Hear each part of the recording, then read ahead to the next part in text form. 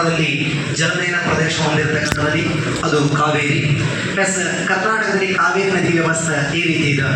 ಕರ್ನಾಟಕ ರಾಜ್ಯದ ಕೊಡಗು ಜಿಲ್ಲೆಯ ಬ್ರಹ್ಮಗಿರಿ ಪರ್ವತದ ತಲಕಾವೇರಿ ಅನ್ನೋ ಸ್ಥಳದಲ್ಲಿ, ಕರ್ನಾಟಕ ರಾಜ್ಯದ ಕೊಡಗು ಜಿಲ್ಲೆಯ ಬ್ರಹ್ಮಗಿರಿ ಪರ್ವತದ ತಲಕಾವೇರಿ ಅನ್ನುವ ಸ್ಥಳದಲ್ಲಿ ಕಾವೇರಿ ನದಿ ಉಗಮವಾಗಿ ಪೂರ್ವಾಭಿಮುಖವಾಗಿ ಹರ್ಕೊಂಡು ಮುಂದಕ್ಕೆ ಬರ್ತಾ ಇದೆ. ಪೂರ್ವಾಭಿಮುಖವಾಗಿ ಹರ್ಕೊಂಡು ಮುಂದಕ್ಕೆ ಬರ್ತಾ ಇರಬೇಕಾದ್ರೆ ಈ ನದಿಯ ಎಡದಂಡೆಗೆ ಕನ್ನಿಕಾ ಅನ್ನುವ ಒಂದು ಸಣ್ಣ ನದಿ ಬರುತ್ತಾ, ಬಲದಂಡೆಗೆ ಸಂಜೋತಿ ಅನ್ನುವ ಸಣ್ಣ ನದಿ ಬರ್ತಾ ಹೋಗುತ್ತಾ, ಆ ಕನ್ನಿಕಾ ಮತ್ತು ಸಂಜೋತಿ ಸಂಗಮವಾಗುವ ಸ್ಥಳವೇ ಭಾಗಮಂಡಲ. ಅಲ್ಲಿಂದ ಕಾವೇರಿ ಹಂಗೆ ಮುಂದಕ್ಕೆ ಕರ್ಕೊಂಡು ಹೋದ್ರೆ ಅಬ್ಬೆ ಜಲಪಾತ ಕ್ರಿಯೇಟ್ ಆಗುತ್ತಾ. ಅಲ್ಲಿಂದ ಮುಂದಕ್ಕೆ ಹೋದ್ರೆ Dubare elephant reserve, Dubare elephant forest, Dubare ಆನೆ ಅರಣ್ಯ ಕಂಡು ಬರ್ತಾ ಹೋಗುತ್ತೆ. ಅಲ್ಲಿಂದ ಮುಂದಕ್ಕೆ ಹೋದ್ರೆ ಕೂಡಲ ಅಂತ ಒಂದು ಸ್ಥಳ ಇದೆ. ಈ ಕೂಡಲದ ಸಮೀಪ ಕಾವೇರಿಯ ಎಡಭಾಗಕ್ಕೆ ಹಾರಂಗಿ ಅನ್ನುವ ನದಿ ಒಂದು ಸಂಗಮ. ಈ ಹಾರಂಗಿ ಅನ್ನುವ ನದಿ ಪುಷ್ಪಗಿರಿ ಬೆಟ್ಟದಲ್ಲಿ ಉಗಮವಾಗಿ ಹರ್ಕೊಂಡು ಬರ್ತಾ ಇರಬೇಕಾದ್ರೆ ಹಾರಂಗಿ ನದಿಗೆ ಒಂದು ಜಲಾಶಯವನ್ನು ಕಟ್ಟಿದೀವಿ, ಅದೇ ಹಾರಂಗಿ ಜಲಾಶಯ. ಆನಂತರ ಕೂಡಲದಿಂದ ಹಾರಂಗಿಯ ತನ್ನ ಒಡಲಿಗೆ ಸೇರಿಸಿಕೊಂಡಂಥ ಕಾವೇರಿ ನಿಸರ್ಗಧಾಮ, ಅಲ್ಲಿಂದ ಕುಶಾಲನಗರ ಹಂಗೆ ಹರ್ಕೊಂಡು ಮೈಸೂರು ಮತ್ತು ಕೊಡಗಿನ ಗಡಿಯಾಗಿ ಹರ್ಕೊಂಡು ಹೋಗ್ತಾ ಇರಬೇಕಾದ್ರೆ, ಮೈಸೂರು ಮತ್ತು ಕೊಡಗಿನ ಗಡಿಯಾಗಿ ಹರ್ಕೊಂಡು ಹೋಗ್ತಾ ಇರಬೇಕಾದ್ರೆ ಲೆಫ್ಟ್ ಸೈಡಿಗೆ ಕುಶಾಲನಗರ, ರೈಟ್ ಸೈಡ್ಗೆ ಬೈಲುಕೊಪ್ಪ ಇದೆ. ಅಲ್ಲಿಂದ ಮೈಸೂರು ಜಿಲ್ಲೆಯ ಪಿರಿಯಾಪಟ್ಟಣ ತಾಲೂಕನ್ನು ಪ್ರವೇಶ ಮಾಡಿ ಅಲ್ಲಿಂದ ಹಾಸನ ಜಿಲ್ಲೆಯ ಅರಕಲಗೂಡನ್ನು ಪ್ರವೇಶ ಮಾಡುತ್ತಾರೆ. ಅರಕಲಗೂಡಿನ ಕೊಡಗನೂರು, ರಾಮನಾಥಪುರ ಅಲ್ಲೆಲ್ಲ ಹರಿದು ಅಲ್ಲಿಂದ ವಾಪಸ್ ಮತ್ತೆ ಮೈಸೂರು ಜಿಲ್ಲೆಯ ನಮ್ಮ ಸಾಲಿಗ್ರಾಮ ತಾಲೂಕನ್ನು ಪ್ರವೇಶ ಮಾಡುತ್ತಾ, ಈ ಸಾಲಿಗ್ರಾಮ ತಾಲೂಕಿನಲ್ಲಿ ಚುಂಚನಕಟ್ಟೆ ಅನ್ನುವ ಒಂದು ಜಲಪಾತ ಕ್ರಿಯೇಟ್ ಆಗುತ್ತೆ. ಚುಂಚ ಎಂಬ ಒಬ್ಬ ಋಷಿಮುನಿ ಅಲ್ಲಿ ತಪಸ್ಸು ಮಾಡಿದ್ದ, ಶ್ರೀರಾಮನ ದರ್ಶನ ಮಾಡಿದ್ದ, ರಾಮನ ಆಶೀರ್ವಾದವನ್ನು ಪಡೆದಿದ್ದ. ಹಾಗಾಗಿ ಶ್ರೀರಾಮನು ಈ ಸ್ಥಳವು ನಿನ್ನ ಹೆಸರಲ್ಲಿ ಪ್ರಸಿದ್ಧವಾಗಲಿ ಅಂತ ಆಶೀರ್ವಾದ ಮಾಡಿದ್ದಕ್ಕೆ ಆ ಸ್ಥಳ ಚುಂಚನಕಟ್ಟೆ ಅನ್ನುವ ಇತಿಹಾಸವನ್ನು ಹೊಂದಿತು ಅಂತೇಳಿ ಅಲ್ಲಿನ ಜನರನ್ನು ತಗೊಂತಾರೆ.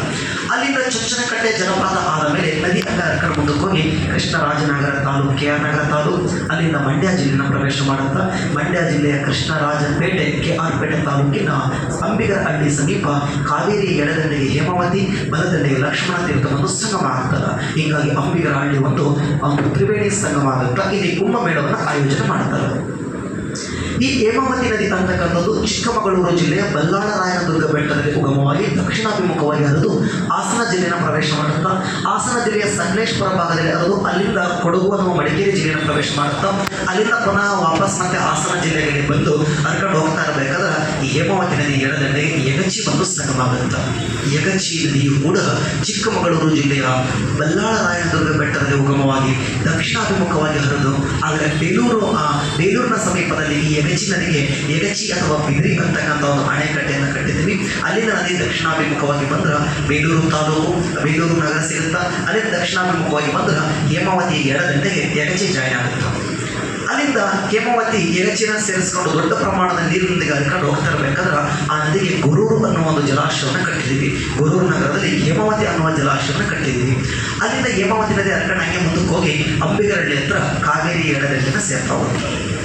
ಅದೇ ಅಂಬಿಗರಹಳ್ಳಿ ಹತ್ರ ಕಾವೇರಿಯ ಬಲದಂಡೆಗೆ ಲಕ್ಷ್ಮಣ ತೀರ್ಥವನ್ನು ಸಂಗಮವಾಗುತ್ತಾ. ಲಕ್ಷ್ಮಣ ತೀರ್ಥ ಅನ್ನೋದು ಕೊಡಗು ಅಥವಾ ಮಡಿಕೇರಿ ಜಿಲ್ಲೆಯ, ಆದರೆ ನಮ್ಮ ನಾಗರಹೊಳೆ ರಾಷ್ಟ್ರೀಯ ಉದ್ಯಾನವನ ಏನಿದೆ ಆ ಭಾಗದಲ್ಲಿ ಉಗಮವಾಗಿ ಪೂರ್ವಾಭಿಮುಖವಾಗಿ ಹರ್ಕೊಂಡು ಬರ್ತಾ ಇರಬೇಕಾದ್ರೆ ಈ ನದಿ ಎಡದಂಡೆಗೆ ರಾಮತೀರ್ಥ ಅನ್ನುವ ನದಿ ಬಂದು ಸಂಗಮ ಆಗುತ್ತೆ. ರಾಮತೀರ್ಥವನ್ನು ತನ್ನ ಒಡಲಿಗೆ ಸೇರಿಸಿಕೊಂಡ ಲಕ್ಷ್ಮಣ ತೀರ್ಥನಿಗೆ ಒಂದು ಸುಂದರವಾದ ಜಲಪಾತ ಫಾರ್ಮ್ ಆಗುತ್ತೆ. That is Irpu Falls. Irpu Falls ಆದಮೇಲೆ ನದಿ ಹರ್ಕೊಂಡು ಮೈಸೂರು ಜಿಲ್ಲೆಯನ್ನು ಪ್ರವೇಶ ಮಾಡುತ್ತಾ ಮೈಸೂರು ಜಿಲ್ಲೆಗೆ ಅಪಾರ ಪ್ರಮಾಣದ ನೀರನ್ನು ಉಳಿಸಿ ಇರ್ಪು ನದಿ ಲಕ್ಷ್ಮಣ ತೀರ್ಥ ನದಿಯು ಮಂಡ್ಯ ಜಿಲ್ಲೆಗೆ ಹೋಗಿ ಕಾವೇರಿ ನದಿಯ ಬಲದಂಡೆಯನ್ನು ಸೇರ್ತಾ ಹೋಗುತ್ತೆ. ಸೊ ಆನಂತರ ಒಂದು ಕಡೆ ಹೇಮಾವತಿ, ಮತ್ತೊಂದು ಕಡೆ ಲಕ್ಷ್ಮಣ ತೀರ್ಥ, ಮಧ್ಯದಲ್ಲಿ ಕಾವೇರಿ.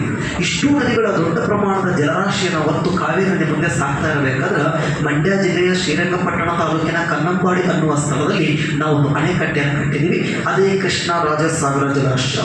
ಕೃಷ್ಣರಾಜಸಾಗರ ಜಲಾಶಯ ಇದನ್ನು KRS ಡ್ಯಾಮ್ ಅಥವಾ ಕನ್ನಂಬಾಡಿ ಕಟ್ಟೆ ಅಂತ ಕರಿತಾ ಹೋಗ್ತೀವಿ. ಅದರ ಮುಂದ್ಗಡೆ ನಾವು ಒಂದು ಬೃಂದಾವನವನ್ನು ನಿರ್ಮಾಣ ಮಾಡಿದ್ವಿ. ಆ ಬೃಂದಾವನ ನಿರ್ಮಾಣ ಮಾಡಿದ್ದು ಮಿರ್ಜಾ ಇಸ್ಮೇಲ್. ನೋಡಕ್ಕದು ಜಮ್ಮು ಕಾಶ್ಮೀರದ ಶಾಲಿಮರ್ ಅನ್ನುವ ಸ್ಥಳದಲ್ಲಿ, ಆದರೆ ನಮ್ಮ ಜಹಾಂಗೀರ್ ನಿರ್ಮಾಣ ಮಾಡಿರ್ತಕ್ಕಂಥ ಉದ್ಯಾನವನ ಕಣ್ಣ ಕಾಣಿಸುತ್ತೆ.